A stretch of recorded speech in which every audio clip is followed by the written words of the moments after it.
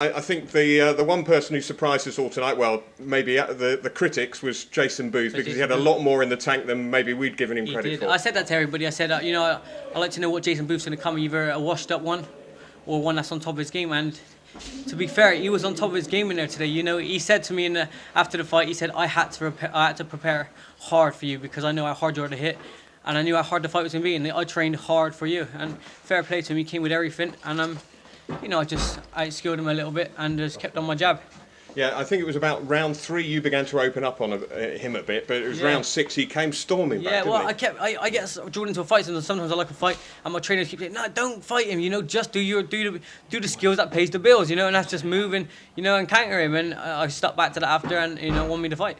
Because fights are often won in the head, aren't they? You have to be a thinking man out there, a thinking boxer, otherwise you wouldn't have got through that, would you? That's right, yeah, and I fought a long way. I used my feet work, I used my skills, and you know, I just stayed away from a lot of his shots, you know. And in the last round, I was catching him with great shots. I nearly finished him, you know. But you know, I didn't do anything stupid. I just stayed back and boxed, done Lee Haskins boxing, you know. Yeah, and the judges saw it as you would have wanted them to. You know, decisive, but boy, what a lot of hard work. Yeah, it was hard work. It was very hard work, you know, because I thought he'd tire, but you know, he just didn't tire. He just kept coming forward, and he was a strong fighter tonight.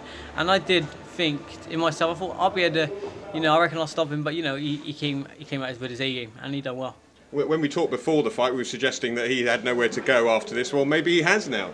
Yeah, do you know what? I spoke to Steve Bunce the other day on the phone, and he said, you know, the thing about Jason Booth is, you know, he's not like most other people. You know, most people get older, he gets younger, and it felt like that in the ring. It felt like, you know, he was in his prime, and I was Joe Man.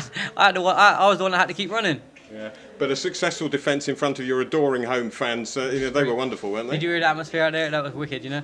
That makes me just want to fight there all the time. Listen, if they offer me a world title or to fight away in Mexico or defend the British in Bristol, I'll probably take defending the British in Bristol, you know. Well, we won't hold you to that if it happens. Well, it depends about money as well, but yeah, I love fighting in front of Bristol fans, you know. Like I said before, I feel like I can't be beat in front of them. So with Chris's help, hopefully this will be the second of many. Mate, I think we could do well here, you know.